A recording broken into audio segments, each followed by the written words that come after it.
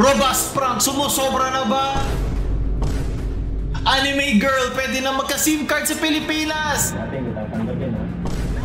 Ito, di ba pabalita ng ilan ko atin agad simula. So kamakailan, nakita nyo siguro ang pagtaas ng mga robust prank na makikita nyo sa Facebook at social media. Technically, yung mismong prank na yun ay maglalagay sila nung robust doon sa isang unsuspected na biktima nila. Papanoorin naman natin dito yung mangyayari dahil yun yung pinaka-technical na part ng script na ito. Pero bago tindaanan ng health risk na pwede mo makuha sa mga ganito, atin muna panoorin para meron tayong sample. Ito galing kay Buhawi, Sir Gavin.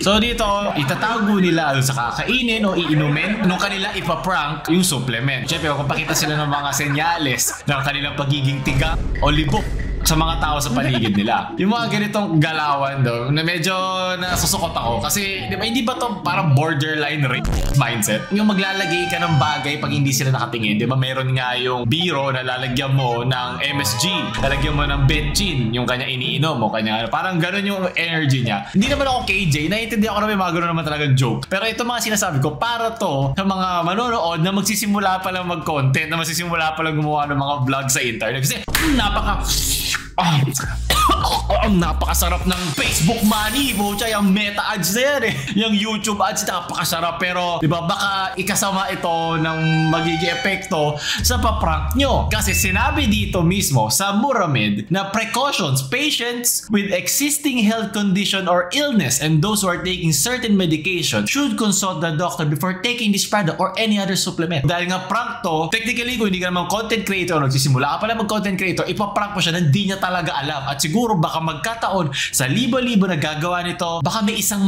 lang naman ang kailangan, di ba? Isa lang ang kailangan mamatay, isa lang ang kailangan ma-stroke. Kasi makikita niyo yung mga side effects dito sa robust na to. Syempre, yung pinaka-simple siguro ay yung mga headaches, yung mga allergic reaction. Hindi ka naman siguro mamamatay dyan. Masisira lang araw mo kung ikaw yung pinagtitripan. Pero meron mga research doon din sa same document na to, article na to, na pwede ka magkaroon ng permanent damage sa ethics mo. Syempre, yung mismo gumagawa ng prank sa'yo, meron ng permanent damage sa kokote niya, idadamay ka pa. Meron din mga cases na pwede ka magkaroon ng heart attacks, pwede ka magka-stroke, na pwede may kamatay. Sobrang baba naman, pero diba, kahit naman mababa, posible pa din yan. Pag may libo-libo na gumagawa na isa lang naman na kailangan madali, isa lang ang kailangan magkamali, isa lang ang kailangan malagpasan yung precautions na tinutukoy dito.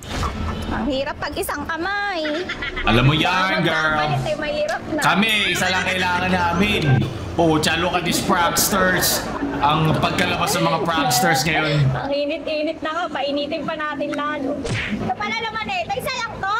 Mahal-mahal? Bayad na bayad yun sa 10 million views. Ano ba naman yun? Napakasarap ng Facebook, Dani.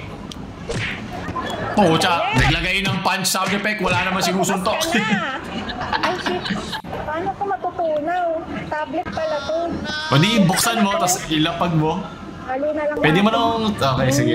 Natunaw ba yan? Yung napapanood ko. Gawin na lang natin. Ba't yung napapanood ko? Capsule natin. Diba, ito yung sinasabi ko yun. Ay, ito yung napapanood ko. Napapano ko yung parang bata magsabi noon. Diba? Ito yung napapanood ko. Nakakatawa ito ba-vlog. Ito yung first kong video sa TikTok. Makapag-viral ako. Tapos meron pala sakit yung bata na pinrank niya. Namatay, nagka-stroke. Puta, yung robust mo. Diba may araw na robust ng male na symbol. Yung isipin yung tinuturo mo sa langit. Yung mamamatay. Naging mainit yan. Parang naging mainit yan, nachos lang yan. So kumain mo yan. So ito yung nakainom daw? Di ba? Hindi.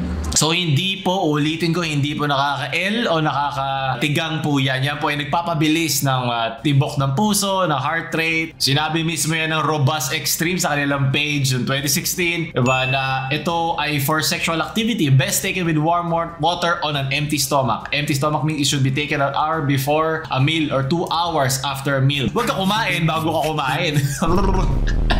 Tinanong din dito ni Miss Virginia, could PM, ask me lang po. Hindi, bakit siya yung tatanungin?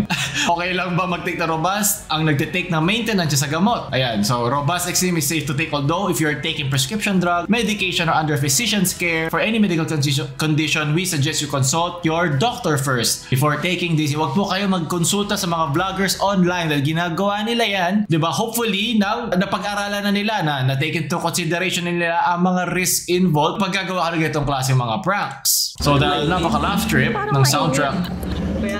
Nagpe-Facebook ako. Pwede na. Alo, mo. Kanina ko pa hinalo yan. Sa brace ko. Okay natin si Beko. Napangiti naman nakita mo yun, merong mga 1 cm na tumaas yung tangi ko. Pero, di ba, para to sa mga veterano na gumawa ng content na, di ba, meron ng halo ng script, halo na ng ano, kalokohan, at para lang magpasaya. Naiintindihan ko naman yun. Hindi naman ako dito para matanda na, bakit masama yan? Masama ginagawa ng mga bata talaga ngayon. Hindi ako nag-enjoy din naman ako sumagay. May mga ganun naman tayong content. Pero parang PSA lang to sa gumagawa niya. Paulul service announcement lang na please paki-double check kung gagawin nyo man ito. Siguraduhin nyo na wala sila mga tinetake na ibang mga medicine at wala sila maintenance na mga iba pang mga gamot at hindi na sila allergic sa mga ganitong klaseng gamot, especially para sa mga bata nanonood or nag-e-enjoy sa ganyang klaseng content. Sunod na balita na ito naman. Ito tawan-tawa ko na nakita nito. Nakapasa daw si Monkey D. Luffy at si Bart Simpson dahil sa pag-register nila sa SIM cards using the sinabi dito ng isang information technology expert Mike Santos showed on Thursday. In-invite siya na inquirer na dinemonstrate kung paano masascam ang system para makapag-register ng SIM cards using the identities of cartoon and anime characters. Una niyang pinakita na inabot lang ng less than 3 minutes yung pagpasok kay Bart Simpson. Di ba ka Simpsons nga daw nakakapag-predict? Diba? Ang dami mga ganong conspiracy theories.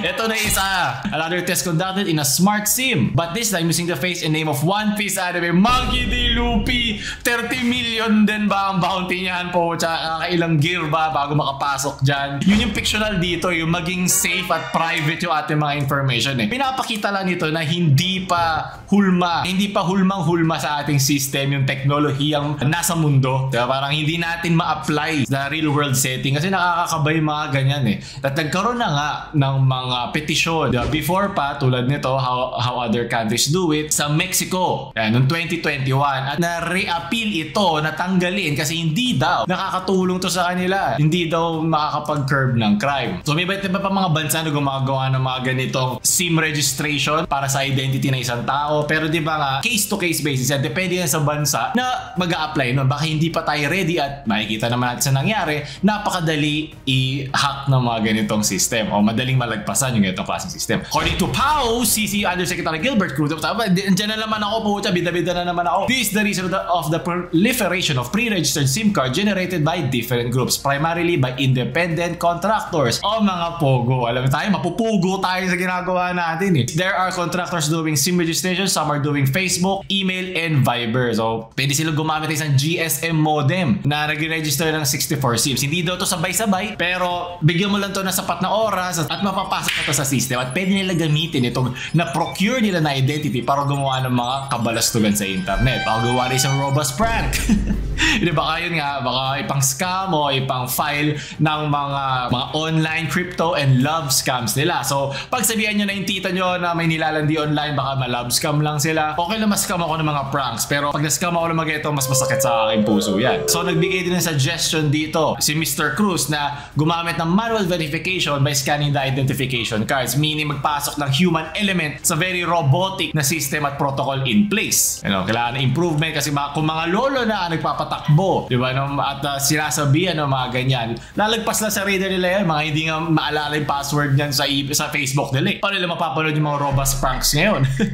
So, di ba, maganda pasok na yun ng mga bagong dugo, di ba, para maintindihan at kinalakihan yan na ba ng mga bata, kinalakihan na natin na naiintindihan paano gumagana yung mga ganitong klaseng system. Nakakalungkot na yung mismo mga two-dimensional na hindi naman totoo ng mga characters ay merong mga ID, pwede magkaroon ng ID o pwede mag-register sa SIM card. Pero yung matanda, di ba, na walang access sa internet, hindi makapag-apply ng SIM card nila. At ngayon, mawawalan siya ng mga perks bilang isang sibilyan ng Pilipinas. Diba? Bilang hirap siyang mag-apply sa mga kailangan niya para mabuhay. Nakakatawa yung metaphor dito So, ilang SIM card kaya gamit ni Luffy para makausap lahat ng pirata sa East Blue? Dito sa atin na lang sa South China Sea. Ay, hindi pala South China, West Philippine Sea tayo dito. Di tayo magsisisi sa West Philippine Sea. Pero nagsisisi ako na pwedeng ma-bypass yung ating mga privacy dahil yun nga yung concern. Yun nga yung naging primary concern ng Human Rights Watch. I know that the Philippines have a law on data privacy, but there have been concerns about the independence and effectiveness of the DPA and judicial judicial oversight. Ito rin yung mga naging concern at issues ng mga gustong i-appeal o i-veto, diba, ng mga tao. So balay nyo, baka tulad din tayo sa Mexico na after 3 years pinari-appeal at pinataalis yung batas na ito. Hindi naman sinasabi huwag to gamitin, diba, mabuti nga na gamitin natin ang teknolohiya para sa ating kapakanan. Pero handa na ba tayo? Diba? Ready na ba yung mga sistemang in-install dyan, yung mga nilagay dyan, yung mga protocols, diba? Yung mga management systems na ilalagay para dyan, yung mga taong nakatapak dyan, yung mga taong gumagamit, yung mga taong magkocontrol niyan. Sino humahawak ng mga personal data natin, ng ating privacy? Diba? Gano'ng kadali lang ba sa kanila para abusuhin to? Meron ba mga, yung mga verification processes para mahirapan yung mga masasamang loob na gamitin lang kung saan-saan? Diba? Kasi kala natin, porket meron na mga itong verification,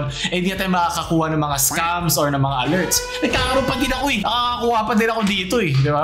Hindi na kasing dami dati. Kasi dati na malala Alam mo, eleksyon Pero ngayon, onti na lang. Pero meron pa din nakakalagpas. So, sana mapaigting natin to bago natin palaganapin dito sa Pilipinas. So, doon tatapos natin mga balita ng linggo. Kung gusto nyo pa yung mga ganun, huwag nyo kalimutan i-like, share sa mga malig sa prank yung friends na mag-text na lang tayo dito. Balay nyo, ang ka-text nyo pala ay isang King of the Pirates.